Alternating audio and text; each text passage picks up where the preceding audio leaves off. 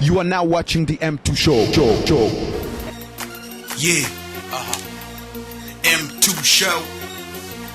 The M2 Show. Yeah.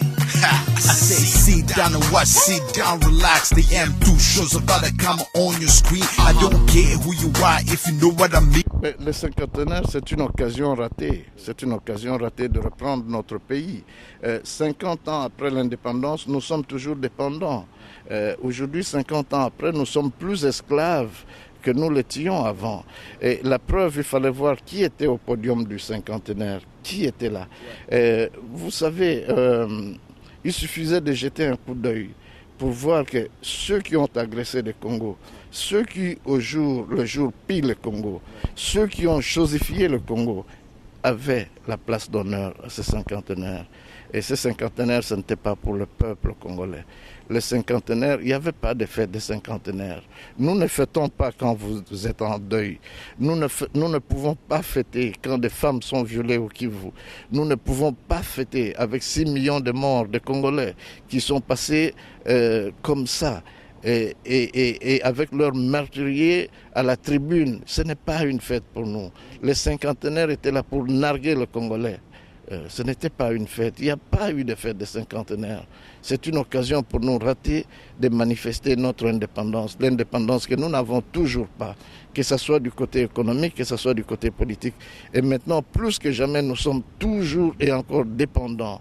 Le peuple congolais doit apprendre à accepter qu'il est dépendant et travailler pour sa libération. Notre peuple doit être libéré. Le Congo doit appartenir aux Congolais. Et à qui la faute, à qui vous attribuez la faute de cette indépendance ratée du Congo? Dire que c'est la faute à tout le monde, c'est un petit raccourci. Mais je réfléchis à ces problèmes jour et nuit. Vous savez, le Congolais lui-même est peut-être au centre de ça. Je vais vous dire une conclusion à laquelle je suis parvenu. Je voyage beaucoup maintenant par mes fonctions dans ces pays. J'ai été en Asie, je vais souvent en Europe, je vais en Afrique. Et ici aussi, j'ai commencé une antenne en Amérique latine. Mais le Congolais, le plus grand mal qui nous frappe est que nous n'avons pas la notion de la chose publique. Dites-vous ceci, quand il y a quelque chose au Congo et qu'on vienne vous dire un objet par terre, qu'on vous dise que cet objet appartient à l'État, que faites-vous de cet objet? Vous déconsidérez. Donc la notion de l'État n'existe pas. Tout ce qui est État est synonyme de gratuit au Congo, est synonyme d'un bien qui n'appartient à personne. Et malheureusement, c'est une mentalité que nous avons héritée de nos aînés. Pourquoi? Parce que à l'époque, à la colonisation belge, l'État c'était l'occupant, l'État c'était le colon. Alors tout ce qui appartenait à l'État n'appartenait pas aux Congolais. Malheureusement, avec l'indépendance, le Congolais n'a pas compris que l'État, c'est lui. Le Congo appartient aux Congolais, mais ça, le Congolais n'a pas encore réalisé.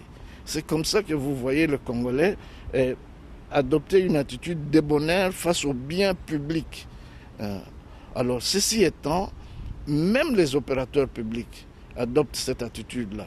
Vous êtes opérateur public, non pas pour servir le citoyen, mais c'est pour vous enrichir.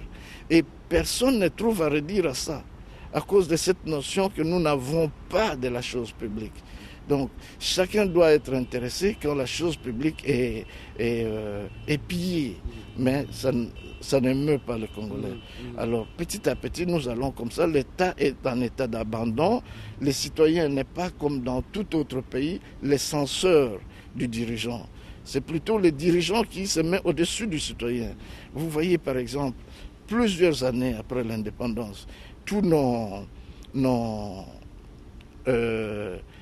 flibustiers qui se disent politiciens, chaque fois qu'ils rentrent dans ce qu'ils appellent leur base, ils se font transporter en Tipoï. Mais vous savez ce que c'est le Chipoy? Le Chipoy, c'est l'élément clé de la domination blanche. Le blanc devait être transporté par le Chipoy. Alors je ne vois pas pourquoi est-ce que moi, Congolais, je vais demander à mes frères congolais de me transporter en Chipoy. On voit les mains de faire ça. Qu'est-ce que ça représente? Qu'est-ce qu'ils tirent par ce fait? Pourquoi doivent-ils être au-dessus de tout autre citoyen? Eux qui sont les serveurs de cette République. Et c'est là le mal congolais. Il part de là, selon moi. Merci beaucoup, ça explique vraiment. Et je crois que les téléspectateurs qui sont en train de regarder, comme d'habitude, si vous avez aussi vos opinions, vos comments, appelez-nous. Voilà. Et alors nous continuons, commandant. Paul, est-ce que vous pouvez maintenant nous dire, dans le même, sur le même ordre d'idée, quelle était, on essaie un peu d'avoir un peu vos opinions là-dessus. Quelle était l'opinion de commandant Pau au sujet du collier ou du cadeau que le gouvernement congolais, plus précisément le président de la RDC, a attribué ou donné à la reine de la Belgique? Bon, que le président ou celui qui fait office du président du Congo donne un collier au roi, bon, ça c'est son problème. Il est là pour piller, il est là pour soudoyer tous ceux qui l'assistent. Mais ce qui m'émeut, ce qui m'intrigue, ce qui pour moi ressemble à une insulte, c'est que le roi des Belges accepte ce collier. Ça, c'est l'insulte profonde. Je ne sais pas s'il se rendait compte de ce qu'il est, le roi de Belgique. Parce que s'il y a un endroit où on prend très sérieusement la royauté en Belgique, c'est le Congo. Le Congo respecte la Belgique. Le Congolais respecte le roi des Belges. Moi, j'avais une idée très élevée de ce roi des Belges. Mais je ne comprends pas qu'il ait accepté, quel que soit le prix de ce collier. Ouais. Ce n'est pas ça. La moralité... que je donnais à ce roi se trouve maintenant je crois, au tapis. Ouais. Je ne sais pas qu'est-ce que je dois penser au roi. Finalement, est-il un homme normal comme nous? Pourquoi est-ce qu'on doit l'appeler roi alors, si c'est cela? Mais vous êtes d'accord avec moi que refuser un cadeau, surtout d'un gouvernement, c'est quand même pas poli. Dans le monde diplomatique, ils ont plusieurs formes de refus. Il aurait pu l'utiliser. Et ce n'est pas la première fois que quelqu'un diplomatiquement refuse un cadeau. Il trouve bien des passes diplomatiques pour faire autre chose. Pourquoi pas ça?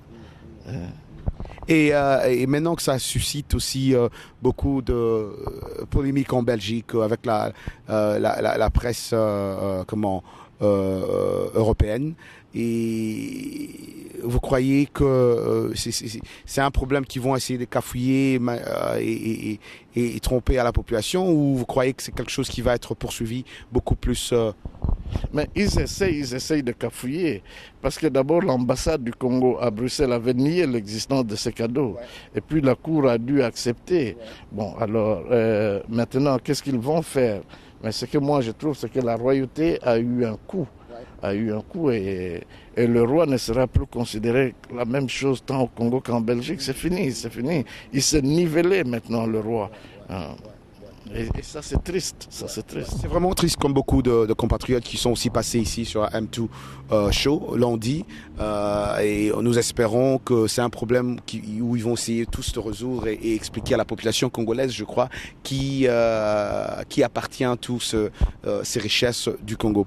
Mais parlons maintenant du gouvernement actuel, le gouvernement du président Kabila. Avec leur programme de 5 chantiers. Nous avions vu nos confrères, nos frères même qui sont aussi au pays, parler de progrès qui se passe au pays. Les images l'ont bien montré, qu'il y a des constructions en progression. Nous avions vu le boulevard des 30 juin qui a été construit et qui vraiment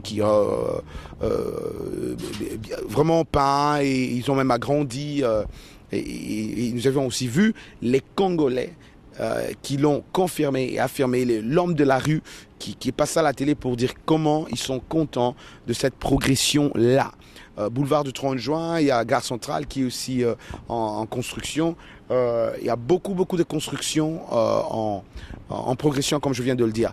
Quelle est l'opinion du commandant Pau à ce sujet? tu crois que le pays vraiment est en train de progresser? Le plan 5 chantiers est une bonne histoire ou quelle est votre opinion? Any given time of day, 'cause I'm a renegade.